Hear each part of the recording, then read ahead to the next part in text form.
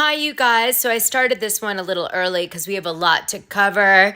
As always, look in the description of this recap because we're going to cover a lot of ground and I don't want you to miss anything because you get pulled away in another direction. You can come back and check out the time codes and go to the place you left off. Also, make sure you didn't miss something later in the video that maybe didn't have time to listen, to get to, because you'll be upset. So that's why I'm doing time codes. Okay, like and subscribe. Let's get going. First, we got to talk about the Real Housewives of Orange County, Tamra Judge's song, which last week got everybody in a tizzy because it was kind of like, did Tamra Judge cheat on Eddie when she was like dating him at the time with this record producer who was on my last recap when she was doing the No Hate, song, or did she not? And the question was, where is this mysterious audio that Slade allegedly has or heard that has her doing naughty things on it, while they're recording the song? So what I found interesting, and the patrons will tell you, I did get a huge spoiler alert for the rest of the season. I pretty much know a big plot point that is going to take place that's kind of tied into this, which is why I'm covering it deeper on YouTube, because I know it is going to become very important soon. The reason that I wanted to get into this today is I wanted to share the receipts with you, and then I also wanted to talk about a nuance with them. Right here. Okay. I can't do it. Yes, you can. Okay. That motion. Right in here. I'm sorry, stop fucking me. I feel like a retard. You got all the time.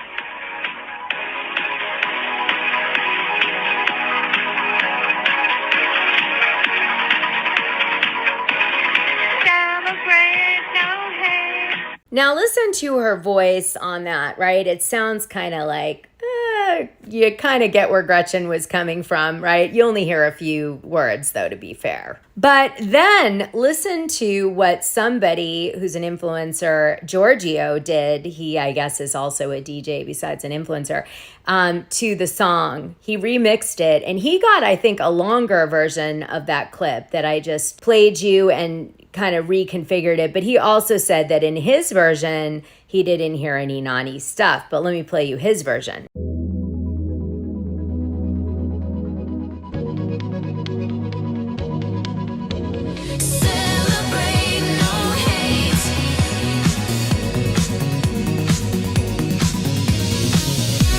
So as you can see from the sound clip I played you, there's a big difference between the raw audio that I played you initially and then that one, which has been really well produced. But I will say that the person who got their hands on the raw audio when they talked about it said they didn't hear any naughtiness on the raw audio that they were sent. However, I looked at who was playing this because it made me wonder, how the hell did that influencer get their hands on that raw audio? And look who it is. So this is really interesting to me because Real Housewives New Jersey Who has actually changed the handle a few times. And this used to be Gabriella's account, the famous Gabriella who Teresa Giudice and Jennifer Aydin hired to take, out dirt on all the castmates and kind of hurt the castmates of Real Housewives of New Jersey in the public eye, and also made it so that NBC did an investigation and possibly fired Jennifer Aydin over this in particular because Teresa Giudice denied it, and I guess they didn't have enough evidence maybe to get rid of Teresa 100%, or maybe they did and they didn't care and they just decided to use Jennifer as the scapegoat. I'm not sure, but that's the way the story was told. And if you remember, Gabriella was, in deep with this whole thing. It was really hardcore. All of the entire season, secrets have been spilled by either Teresa or Jennifer to this influencer so that she could get ahead of the show and really attack in a way that was meaningful to the fans. Anyway, she ended up turning on Jennifer and Teresa for her reasons. And perhaps they pushed it too far. And allegedly that was that. Now, when Gabriella did that, she ended up selling her account. And her account was sold to someone, okay? I know this for a fact. And that person is now controlling Real Housewives of New Jersey who? And I wonder if Tamra Judge didn't give this influencer that raw audio clip. Because if she did, then it's possible she also altered it before she gave it to this influencer who potentially is maybe trying to help Tamra Judge out. Why do I feel like this isn't a leap? Well, because Gabriella's fan base that followed her was anti-Teresa. And pro-Tamra fans are anti-Teresa because Tamra and Teresa had a big fight, and I'm wondering if Tamra has been helping this particularly very motivational and influential account to get that raw audio file, I'll put that in air quotes, out. Just curious, don't know. I mean, is this a new person manipulating the narrative and this time it's Tamra, not Teresa with this account and just a different influencer at the head of it? Don't know. But Gabriella was paid, remember, in different ways, not always straight in the way you would imagine, sometimes so. But, there's a business in this, right? So I wanted to call that out. And I noticed a huge amount of people suddenly, really trying to champion this. So I just want to say I'm going to refrain my position on this audio for now. I find it really hard to believe that Slade would lie that blatantly on camera. I just don't see it. Unless the producers asked him to do it, because he's obviously not afraid of lawsuits like everybody said he was, because he put this out, right? And this is already kind of a danger zone for Bravo NBC. We've seen that with Kenya Moore on Real Housewives of Atlanta. So all the people are like, he was afraid to get sued. That's why they told everybody the roofie story, but then retracted it because they didn't want to get sued. Well, this is not a step in the right direction if that's the case. Slade has put himself at more risk with this. Now, Tamra, meanwhile, said she met with her attorneys on Monday, so we'll see if she ends up suing Gretchen, Slade, and I don't know who else she would sue, but maybe NBC Bravo. All right, now let's take a look at Gretchen Rossi's appearance on Watch What Happens Live so we can remember what was said. And for all, what happened the night of Naked Wasted? Did you go to the hospital, or did you just think you should have gone to the hospital? And why did you say you did? Okay. So having to relive that whole traumatic situation of a woman trying to get another woman completely naked wasted to do something stupid and set you up, I think that I was just like, it was a lot. And I was just trying to process it all. And I obviously misspoke in that moment. I never went to the hospital. And that is why I said in my interview, I never went to the hospital and why I passed the lie detector test. Okay, but why did you say in the car that you did go to the hospital? That's what I just explained. I think it was just a lot of stuff coming at me at once. And I think what's frustrating to me is even in that moment, even when I said that, Tamra still showed no remorse in that moment. Isn't that interesting? What kinds of conversations was Slade having with Matt about making sure Katie stuck to the story? That's complete and total BS. Everything that Matt's saying about that is not even true. Okay, Tamra claimed that two people told her Katie had brought this up to them. Do you now know who those two people are? It was Dave Quinn and Kiki. Okay, all right. Okay, we will get into this more at the reunion. Now, did you hear the end of that? Gretchen Rossi said that she heard that Kiki told Tamra. So that made me ask Kiki, did you tell Tamra? Because Kiki and I are friendly. And I believe Kiki, because Kiki is just no reason to be protecting these women. Not at all. Andy, yes. Watch What Happens. Sure. Her job, anything related to that, of course, but not a particular chick on any particular franchise. Look at Jeff Lewis, okay, who's Andy's best friend. And, the shit he's pulling with Shannon Beador even recently. But to make my point. But Kiki said, no, I never told Tamra. Gretchen misspoke. I think she was confused, and rightly so, because the telephone game has gotten so crazy, especially since Katie's trying to make it messier by continuing to lie, which is more annoying. I agree. I wasn't close with Tamra at the time. I know that because Tamra actually was pissed at Kiki and wanted to, I think, get her fired. And that has been thrown around quite a bit, even way back in the day, by some of the involved people that I just mentioned. I wasn't close with Tamra at the time, and I didn't know Gretchen at all, so I never spoke to either one of them. Only Dave Quinn and Jack. Ah, here enters Jack. Those are the two journalists. And Kiki said that on the show. She just didn't call out Dave Quinn or Jack. But I already knew it was Dave Quinn, and I called it out to you guys weeks ago. And it already came out that it was Jack, but I hadn't said it on my show yet. So there it is. Okay. But I know, and I'm going to say this separate to Kiki, I know that it was Dave Quinn who called Tamra and told her. So Gretchen Rossi appears to have owned that although production put the words under, and she definitely said something hospital under her breath to Shannon and Tamra, she seems to have owned that she said she went to the hospital or something to do with the hospital, right? Which we heard the word hospital, but not what she said about it. And Andy asked her point blank for clarity. Like, was this BS? Was it like manufactured? What the hell happened? And Gretchen seems to have said that she just couldn't take it all in. And she said that, basically she went to the hospital to Shannon and Tamra in this Watch What Happens live clip, which was shocking to me because I don't understand why she's changing her story yet again. It's really bizarre. So, but then she's like, but I set the record straight later. And I'm like, what is really going on here? I really need to get to the bottom of this. And this is going to make me do a dive on this a little bit. I'm going to have to talk to some people. Now, you guys know I love crowd gossip because I do generally think it's pretty accurate most of the time, except when people are using it to manipulate storylines about themselves or people they hate. And this wonderful blogger dropped this video, which I almost missed, but I happened to catch it in my research and I wanted to play it for you because she talks about Tamra Judge's son, who we saw in the naked wasted scene, like going in the bathroom with Gretchen and all that, and his personality. And she lets it slip that he doesn't like TV very much or what Tamra does for a living. I thought that was interesting. But then also she says sort of this double down story that Katie had said all sorts of dark shit to her about different cast members when she met her for lunch in Newport. So this is another blogger that Katie has met with, like personally, and hung out with. Let me play you the clip. Talk about Orange County really quickly. I'm about to go and take a shower and go get microneedling with PRP.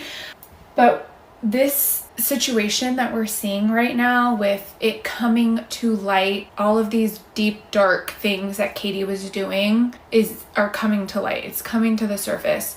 So this situation with her talking to Kiki Monique about allegedly Gretchen telling Katie that Tamra put something in her drink to get her naked wasted. This is 100% true.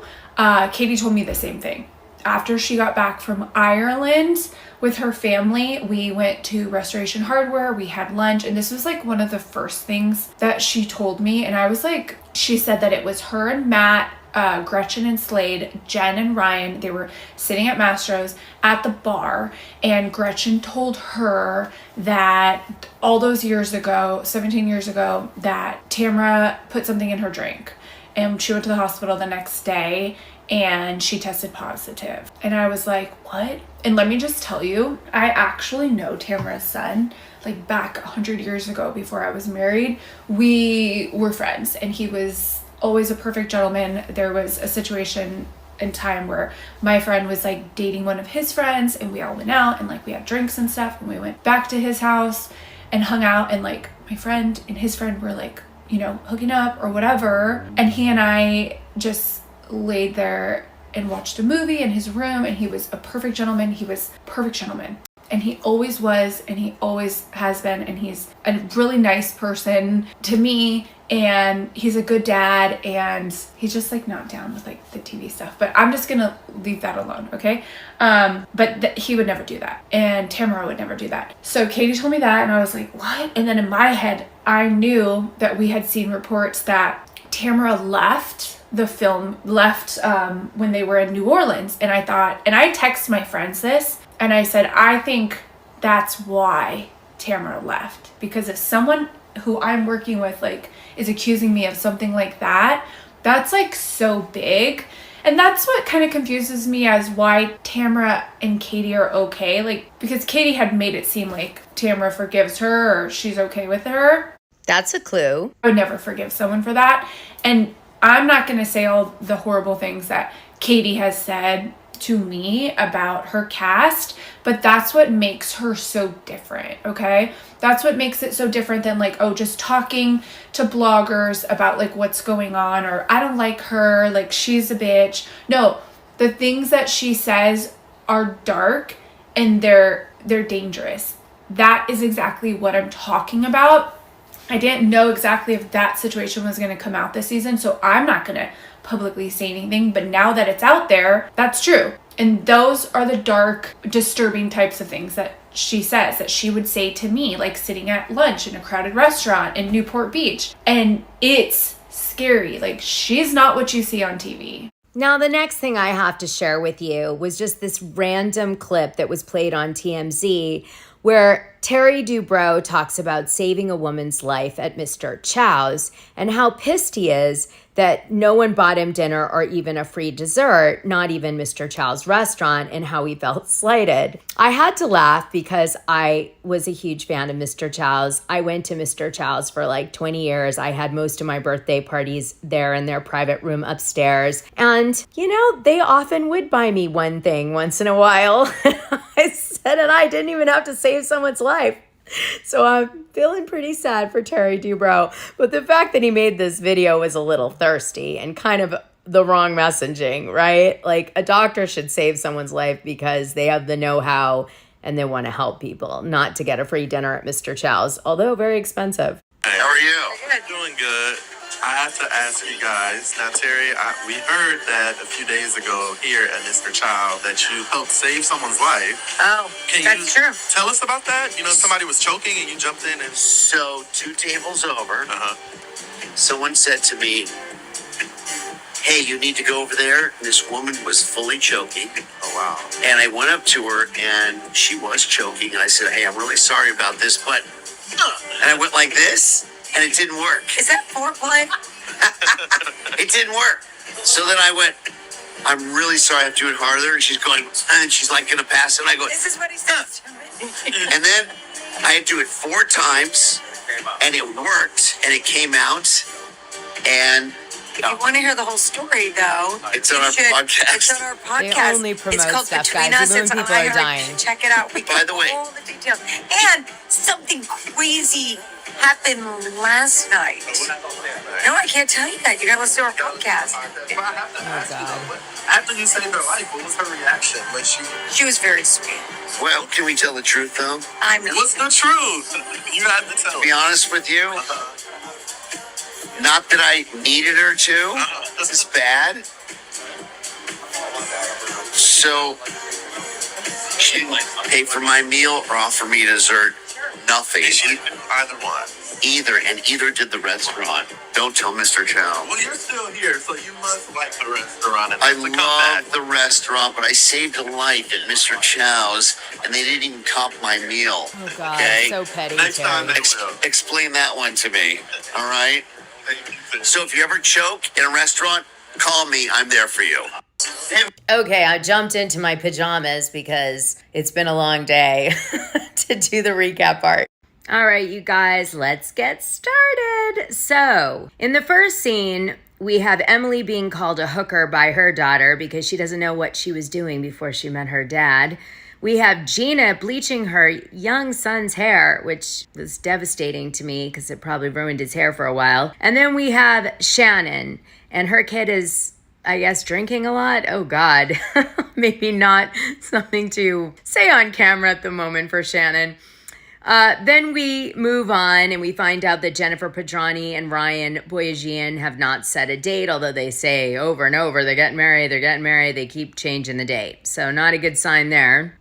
And then we have Shannon Beador on the way back from Temecula with the girls, not wanting to talk to anyone in the car after Tamra Judge called out that her dad caused her some trauma when she was younger due to his drinking that she supposedly shared with Tamra off camera in confidence. And Tamra decided, because she was concerned, that she was going to call it out and make it a thing. And now, of course, she's going to talk about it. And Shannon knows this, and her dad's in his 90s, and she doesn't want him like hearing about something like that, obviously. And he's in really good shape. So whatever the hell the guy drank, it did him well. And I wish I had his health at the moment. And then we see Eddie for the first time in a long time with Tamra. And, Tamra's like, I think I'm going to start talking to Gretchen and all this stuff. And Eddie's like, no, don't talk to Gretchen. She's evil. Point blank, she's evil. Shannon's silly and kind of, jerky, but like she doesn't have a bad bone in her body kind of thing. And so I give her a pass, but not Gretchen. She's straight up evil. Tamra goes, oh. And then we jump to Gretchen and Slade talking. Slade obviously hates Tamra, and Gretchen can't stand Tamra or Eddie. And they're talking about this audio recording that I covered earlier in this show. And, saying that they didn't want to bring up the whole thing about her supposedly having an affair, which I covered on last week's show in detail, so I'm not doing that again with the guy and all that. And again, I remind you, Slade said he heard the audio. Okay, he didn't say he had it, he said he heard it. Gretchen said she had the song, but he did say he heard it. So he's pretty much on the hook on this one. And he was like, I don't really care, because Tamra causes trouble. And then she said, isn't it weird that Emily was kind of trying to force me to out this, because she's supposedly Tamra's really good friend. But then, she was kind of talking shit about Tamra at the sleepover. So I don't know, like Emily flip-flops. And that's where we leave it. So then we jump to 2 scenes where we see Tamra Judge being a good mother to her daughter Sophia as she looks for a place to go to school for music. And Tamra's supportive to her daughter, and although her daughter has an edge to her, she's essentially saying to Tamra, I'm going to miss you when I have to move out. And, I love you, although she doesn't say it outright like that. But she's like, you can see her daughter really cares for Tamra in the end of the day. And Tamra does too. And although they sometimes can't communicate so like lovey-dovey to each other, that there's like a strong love and respect for each other, which is really nice to see. And then we jump to Jennifer Pedranti. And she's with her daughter, Evie, and she's asking Evie to be her maid of honor, essentially, like for her wedding with Ryan Boyajian.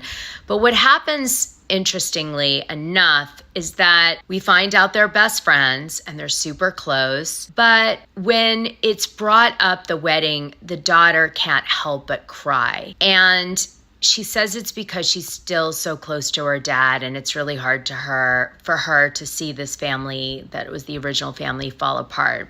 And that I would have left at that, except they show her in a confessional video with Jennifer Pedranti talking about it again and again. Evie breaks down in tears as the questions are being asked about this, and she's trying to like hold it together. To me, it's pretty seasoned mom. That's trauma. Something traumatic in the sense of the breakdown of the original marriage, happened that the kids are really struggling to cope with.